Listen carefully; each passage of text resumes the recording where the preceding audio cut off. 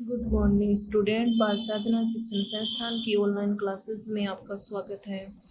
Last वाले video में अपन पढ़ रहे थे लेंथेनाइड संकुचन के प्रभाव, यानी लेंथेनाइड संकुचन के क्या क्या प्रभाव पड़ते हैं, जिसमें एक अपन ने पढ़ा था यानी लेंथेनाइड के जो हाइड्रोक्साइड हैं,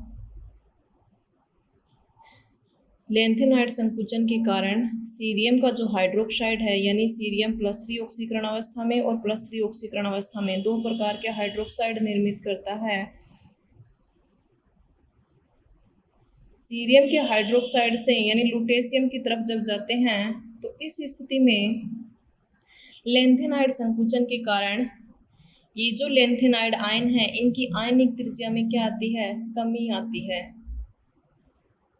और इनकी आयनिक त्रिज्या के मान में कमी आने के कारण ये जो लेंथेनाइड हैं और हाइड्रोक्साइड के साथ जिन्होंने जो बंध बना रखा है, ये आबंध लंबाई क्या होती जाती है? आकार में कमी आएगी, आबंध लंबाई कम होगी, और आबंध लंबाई कम होगी तो इस बंध में कौन से लक्षण ज़्यादा आएंगे? सहसंयोजक लक्षण ज़्यादा आएंगे, और सहसंयोजक लक्षण ज़्यादा आएंगे आबंध लंबाई कम होने के कारण OH जो है वो आसानी से नहीं दिए जाने के कारण, यानी इनकी क्षारीय प्रकृति क्या होती जाएगी? कम होती जाएगी। क्षारीय प्रकृति कम होती जाती है। तो यदि क्षारीयता का ऑर्डर यदि आपसे पूछे तो सीरियम 58 से लुटेशियम 71 तक की तरफ जाने पर हाइड्रोक्साइडों की क्षारीय प्रकृति जो है वो कम होती जाती है। कहने का मतलब सीरियम के हाइड्रोक्साइड की क्षारीय प्रकृति जो होती है वो मैक्सिमम होती है, और लुटेशियम के हाइड्रोक्साइड की जो क्षारीय प्रकृति होती है वो मिनिमम होती है। एक अपन ने लेंथेनाइड कॉन्ट्रैक्शन की जो प्रभाव है वो ये देखा था, लेंथेनाइडों का पृथक्करण। लेंथेनाइडों का पृथक्करण यानी लेंथेनाइडों का पृथक्करण कैसे? लेंथेनाइड संकुचन के कारण लेंथेनाइडों के आकार में कमी आ जाती है। आकार में कमी होने के कारण इनके जो विलेयता और संकुल यौगिक बनाने की प्रवृत्ति में भिन्नता आ जाती है, और वो भिन्नता आ जाने के कारण इनका आयन विनिमय विधि के द्वारा पृथक्करण है वो आसानी से कर सकते हैं। तो एक ये उपयोग हो जाएगा लेंथेनाइड संकुचन का, यानी ये प्रभाव देखने को मिलता है। एक प्रभाव अपन लास्ट में देख रहे थे, यानी 4D सीरीज और 5D सीरीज में एक ही वर्ग के जो तत्व हैं, वर्ग कौन सा? ऊपर से नीचे। एक ही वर्ग के जो तत्व हैं उनके परमाणुीय आकार जो होते हैं वो लगभग समान होते हैं। उसका कारण भी क्या है? Lanthanide contraction. तो कई बार यहाँ से क्वेश्चन पूछ लिया जाता है। कंपटीशन एग्जाम में जो क्वेश्चन आता है वो तो इन सीरीज के एलिमेंट दे दिए जाते हैं कि कौन किसके समान है, किसकी परमाणुीय त्रिज्या किसकी परमाणुीय त्रिज्या के समान है। तो 4D सीरीज और 5D सीरीज कौन से एलिमेंट आते हैं ये अपन ने डी ब्लॉक में डिस्कस किया था। इट्रियम आता है, जिरकोनियम आता है, नायोबियम आता है, मोलिब्डेनम आता है। तो ये किस में आते हैं? 4D सीरीज में आते हैं। टेक्नीशियम, रुथेनियम, रोडियम आगे वो आएंगे। 5D सीरीज में कौन आता है? लेंथेनम आता है। फिर उसके बाद हैफनियम आता है, टेंटेलम आता है, टंगस्टन आता है, रीनियम आता है, ओस्मियम आता है, इरिडियम आता है, फिर आगे प्लेटिनम है, गोल्ड है, मरकरी है। तो ये किस में आते हैं? 5D सीरीज में आते हैं। तो एक वर्ग के कौन से हो गए? जो ऊपर नीचे। आवृत के कौन से होंगे? जो क्षैतिज में होंगे। यहाँ कौन सी सीरीज आती है? 3D सीरीज आती है, स्कैंडियम आता है। तो स्कैंडियम से जब इट्रियम की तरफ जाते हैं तो आकार में सामान्य रूप से वृद्धि होती है, लेकिन जब इट्रियम से लेंथेनम की तरफ जाते हैं तो इनके परमाणुीय आकार जो होते हैं वो लगभग समान होते हैं। ऐसा क्यों होता है? क्योंकि लेंथेनम के बाद में क्या आते हैं? 14 लेंथेनाइड तत्व आते हैं, जिनका यानी लेंथेनाइड संकुचन का कारण क्या? उन्होंने उन पर प्रभावी नाभिकीय आवेश अधिक होने के कारण उनके आकार में क्या आती है? लगातार कमी आती है, और लगातार कमी आ जाने के कारण इनके आकार जो है 5D सीरीज के दो तत्व हैं उनके आकार 4D सीरीज के जो तत्व हैं एक ही वर्ग के, उनके क्या होते हैं? लगभग समान होते हैं। जैसे इट्रियम का आकार लेंथेनम के आकार के बराबर होता है, जिरकोनियम का, हैफनियम के, नायोबियम का, टेंटेलम के, मोलिब्डेनम का, टंगस्टन के, और इसी कारण इनको ट्विंस भी कहा जाता है। ट्विंस का मतलब जुड़वा। जुड़वा का मतलब एक जैसे, परमाणुीय आकार इनका क्या? लगभग समान होता है।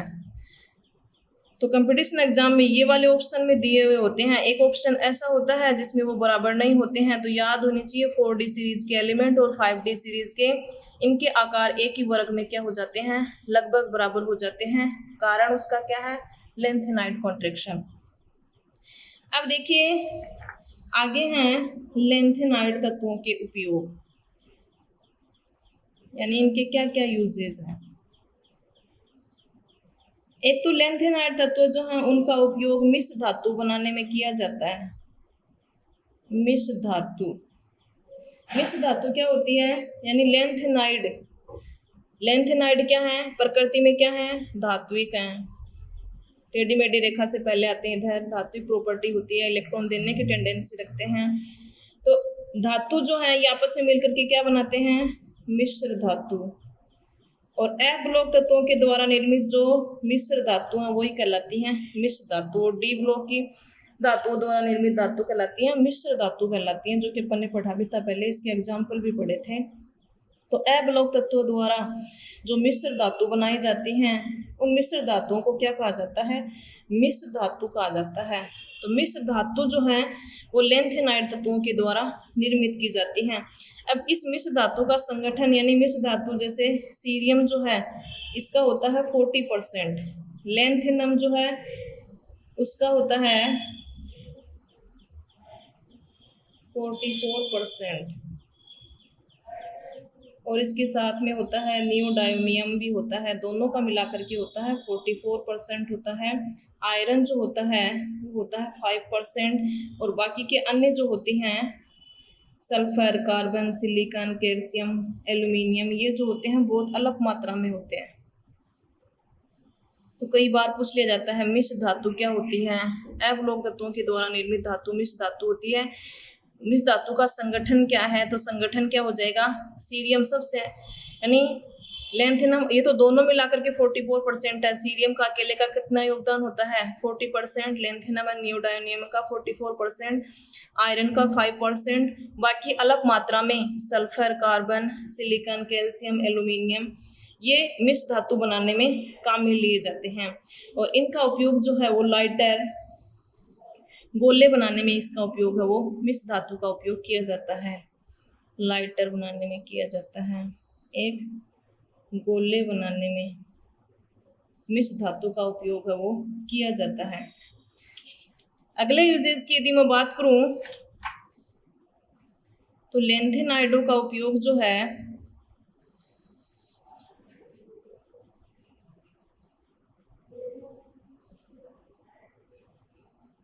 सीरियम के जो साल्ट हैं, यानी सीरियम के साल्ट का उपयोग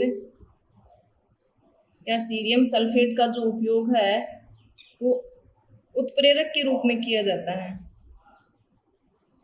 उत्प्रेरक के रूप में, और सूती कपड़े जो होते हैं उनकी रंगाई में किया जाता है, सूती कपड़ों की रंगाई में किया जाता है। तीसरा उपयोग जो है वो है नियोडायमियम एंड प्रेजियोडायमियम, ये जो दो तत्व हैं इनके ऑक्साइड जो हैं वो धूप के चश्मे बनाने में इनका उपयोग है वो किया जाता है, यानी धूप के चश्मों के जो रंगीन लेंस होते हैं उनको बनाने के लिए नियोडायमियम और प्रेजियोडायमियम के ऑक्साइड जो हैं उनका उपयोग धूप के चश्मे बनाने में किया जाता है। बाकी इन यौगिकों की प्रकृति जो होती है वो क्या होती है, अनुचुंबकीय होती है, क्योंकि अगमित इलेक्ट्रॉन पाए जाते हैं। प्रकृति ज़्यादा अगमित इलेक्ट्रॉन पाए जाने के कारण क्या हो जाती है, लोह चुंबकीय हो जाती है, जिसका उपयोग लोह चुंबकीय होने के कारण किस उपयोग में लेंगे, चुंबक बनाने में काम में लेते हैं। तो ये हो जाएंगे लेंथेनाइडों के उपयोग। तो ये लेंथेनाइड कंप्लीट, यानी एफ ब्लॉक में अपन ने दो सीरीज पढ़ी थी, लेंथेनाइड और एक्टिनाइड, दो सीरीज की बात की थी, जिसमें पहले अपन ने पढ़ ली उसकी रासायनिक अभिक्रियाशीलता, उसकी जनरल प्रॉपर्टी, उसका इलेक्ट्रॉनिक कॉन्फिगरेशन, लेंथेनाइड संकुचन क्या होता है, लेंथेनाइड संकुचन के प्रभाव क्या होते हैं, और फिर अपन ने देख लिया लेंथेनाइड तत्वों के उपयोग। अब दूसरी सीरीज जो है वो है एक्टिनाइड।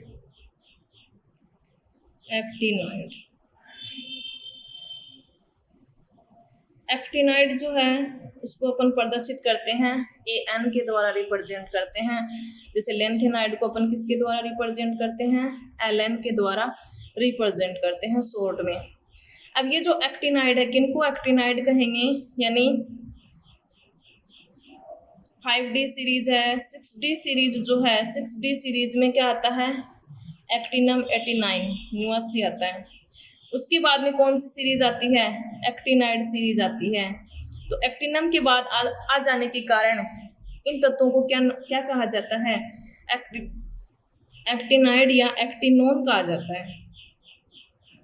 एक्टिनाइड या एक्टिनोन कहा जाता है। और ये सीरीज कहाँ से स्टार्ट होती है, थोरियम 90 से लोरेंशियम 103 तक होती है। इसमें भी कितने एलिमेंट होते हैं, 14 एलिमेंट होते हैं। और इस सीरीज को क्या कहा जाता है, 5F सीरीज भी कहा जाता है, क्योंकि इलेक्ट्रॉन किसमें भरे जाते हैं, 5F ब्लॉक के तत्व भी कहा जाता है। जिसको अपन ने पहले वाली लेंथेनाइड सीरीज को क्या कहा था, 4F के तत्व है। इनको क्या कहा जाता है, एक्टिनाइड सीरीज को 5F के तत्व भी कहा जाता है। उसको अपन ने कहा था प्रथम अंतः संक्रमण श्रेणी कहा जाता है, तो इसको क्या कहा जाएगा, द्वितीय अंतः संक्रमण श्रेणी भी कहा जाता है। एक अपन ने देखा यानी 14 एलिमेंट इसमें आते हैं, 14 ही उस सीरीज में आते हैं। दोनों में टोटल एलिमेंट जो होते हैं वो 28 होते हैं। बात करती हूँ आवर्त की, तो आवर्त सारणी के 7वें आवर्त में यानी छठे आवर्त में तो कौन आते हैं, लेंथेनाइड आते हैं। और 7वें आवर्त में जो कि एक अपूर्ण आवर्त है उसमें क्या आते हैं, एक्टिनाइड आते हैं। बात करूं वर्ग की, तो वर्ग कौन से में आते हैं, 3rd B में आते हैं, जो कि सबसे बड़ा वर्ग है आवर्त सारणी का। उसमें क्या आते हैं, एक्टिनाइड आते हैं। तो वर्ग हो गया, आवर्त हो गया, द्वितीय अंतः संक्रमण श्रेणी के तत्व भी कहा जाता है, 5F के तत्व भी कहा जाता है, एक्टिनोन भी कहा जाता है या एक्टिनाइड भी कहा जाता है। कहाँ से सीरीज स्टार्ट होती है, थोरियम 90 से लोरेंशियम 103 तक। अब मैं बात करती हूँ यानी थोरियम 90 से लोरेंशियम 103 तक कौन कौन से तत्व आते हैं, उनके क्या सिंबल होते हैं और क्या उनके नाम होते हैं। तो यानी सीरीज में पहले यानी एक्टिनाइड के बाद आती है एक्टिनियम का परमाणु क्रमांक होता है 89। उसके बाद क्या आता है, थोरियम। उसके बाद आता है प्रोटेक्टेनियम। उसके बाद आता है यूरेनियम। उसके बाद आता है नेपच्यूनियम, फिर प्लूटोनियम, फिर अमरेशियम, फिर क्यूरियम, फिर बर्केलियम, फिर कैलिफोर्नियम, फिर आइंस्टीनियम, फिर फर्मियम, फिर मेंडेलिवियम, फिर नोबोलियम और फिर लॉरेंशियम। ये आते हैं 14 एलिमेंट, यानी इसका नाम होता है थोरियम। थोरियम इसका नाम होता है प्रोटेक्टेनियम। प्रोटेक्टेनियम इसका नाम होता है यूरेनियम। इसका नाम होता है नेपच्यूनियम। प्लूटोनियम इसका नाम होता है अमरेशियम।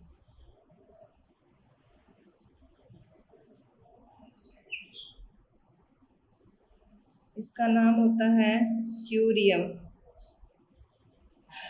इसका नाम होता है बर्केलियम।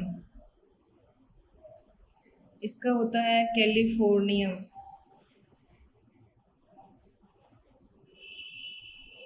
इसका होता है आइंस्टीनियम। इसका होता है फर्मियम। इसका होता है मेंडेलिवियम। इसका होता है नोबोलियम और इसका होता है लॉरेंशियम। ये आते हैं 14 एलिमेंट। इनके सिंबल और इनके नाम आपके ध्यान होना चाहिए। परमाणु क्रमांक तो एक का पहले वाले का याद कर लोगे, 90, 91, 92, 93, 94, 95, 96, 97, 98, 99, 100, 101, 2 और 3। तो ये हो जाएंगे इनके एटॉमिक नंबर। तो ये आपको याद करने हैं एक्टिनाइड, क्योंकि हो सकता है किसी का परमाणु क्रमांक आपसे पूछ लिया जाए या और कुछ पूछ लिया जाए। अब मैं बात करती हूँ ये जो एक्टिनाइड हैं, इन एक्टिनाइडों में यूरेनियम जिसका कि परमाणु क्रमांक कितना होता है 92 होता है। यूरेनियम के बाद आने वाले सभी तत्व हैं, यानी यूरेनियम के बाद जो भी तत्व आ रहे हैं, नेपच्यूनियम है, प्लूटोनियम है, अमरेशियम है, क्यूरियम है, ये जो तत्व हैं कृत्रिम तथा अस्थायी होते हैं, कृत्रिम रूप से निर्मित किए जाते हैं, प्रकृति से प्राप्त नहीं किए गए हैं, कृत्रिम हैं। बाकी जो है यूरेनियम से पहले वो प्रकृति द्वारा निर्मित किए गए हैं। कृत्रिम है और अस्थायी हैं, प्रकृति में नहीं पाए जाते हैं। ये इसके बाद वाले मानव द्वारा निर्मित किए गए हैं, प्रकृति में नहीं पाए जाते हैं। इन्हें कहा जाता है परा यूरेनियम, परा यूरेनियम या ट्रांस यूरेनिक या ट्रांस यूरेनिक एलिमेंट, या कहा जाता है super heavy element, super heavy element मतलब अति भारी तत्व, अति भारी तत्व। तो ये तीन नाम आपको याद करने हैं, परा यूरेनियम या ट्रांस यूरेनिक एलिमेंट। कई बार ट्रांस यूरेनिक का भी नाम देते हैं। ट्रांस यूरेनिक तत्व क्या होते हैं, तो वो परा यूरेनियम जो है उसी का नाम है ट्रांस यूरेनिक एलिमेंट। और सुपर हैवी एलिमेंट क्या होते हैं, तो सुपर हैवी एलिमेंट जो यूरेनियम के बाद में आते हैं वो क्या होते हैं, अति भारी तत्व या सुपर हैवी एलिमेंट होते हैं। अब देखिए, बात कर रहे थे अपन लेंथेनाइड में कि लेंथेनाइडों में केवल प्रोमीथियम जो था वो क्या था, एक रेडियो एक्टिव था, बाकी रेडियो इनएक्टिव थे। लेकिन मैं बात करती हूँ एक्टिनाइड की, तो एक्टिनाइडों में सारे के सारे जो एक्टिनाइड हैं वो क्या हैं, रेडियो एक्टिव हैं, सारे के सारे। यानी थोरियम 90 से लोरेंसियम 103 तक की यदि बात करूँ तो सारे के सारे क्या हैं, रेडियो एक्टिव। तो यदि आपसे क्वेश्चन पूछा जाता है कि किन्हीं दो रेडियो एक्टिव तत्वों के एग्जाम्पल बताइए, तो 2 के पूछे चाहे 5 के पूछे, तो एक्टिनाइड सीरीज में से कोई भी आप एग्जाम्पल जो है वो लिख सकते हो। या लेंथेनाइड से यदि पूछता है कि लेंथेनाइड सीरीज में रेडियो एक्टिव जो एलिमेंट है वो क्या है, वो तो प्रोमीथियम है। लेकिन एक्टिनाइड से यदि पूछा जाता है तो वो एक्टिनाइड में कौन सा हो जाएगा, वो सारे हो जाएंगे। सारे के सारे एक्टिनाइड तत्व जो हैं वो क्या हैं, रेडियो सक्रिय हैं। अब ये जो थोरियम 90 से लोरेंसियम 103 तक के जो 14 एलिमेंट हैं, इनको लेंथेनाइड के ठीक नीचे स्थान दिया गया है। लेंथेनाइड के ठीक नीचे उसी वर्ग में जैसे, तो इसके क्या कारण है कि इसको लेंथेनाइड के ठीक नीचे स्थान दे दिया गया है। यानी स्कैंडियम है, फिर इट्रियम है, ये 3D सीरीज है, ये 4D सीरीज है, और ये 5D सीरीज है, और ये 6D। यहाँ क्या आता है, लेंथेनम। लेंथेनम के जस्ट नीचे एक्टिनियम। तो यानी एक्टिनियम के नीचे जो है वो एक्टिनाइड को यहाँ स्थान क्यों दिया गया है, इसके क्या कारण है। एक तो इसका कारण ये है कि ये लेंथेनाइडों के साथ गुणों में समानता दर्शाते हैं, समानता दर्शाते हैं गुणों में। तो एक ही वर्ग के जो तत्व होते हैं आवर्त सारणी में, चाहे वो आवर्त के हैं चाहे वर्ग के हैं, गुणों में क्या दर्शाते हैं, समानता दर्शाते हैं। और समानता दर्शाने के कारण उनको कहाँ रख दिया जाता है, एक ही वर्ग में रख दिया जाता है।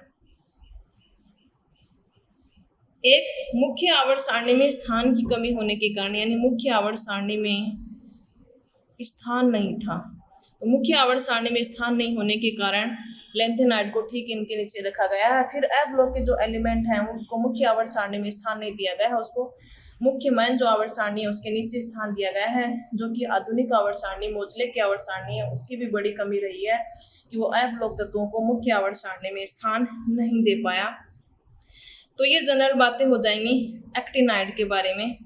अब अपन बात करते हैं एक्टिनाइडों का इलेक्ट्रॉनिक कॉन्फ़िगरेशन, यानी एक्टिनाइडों का जो इलेक्ट्रॉनिक कॉन्फ़िगरेशन जो है, जैसे अपन ने लेंथेनाइड का देखा था, लेंथेनाइड में वही अक्रिय गैस, फिर N-2 F1 से 14 5D 0 से 1 और 6S2 होता है।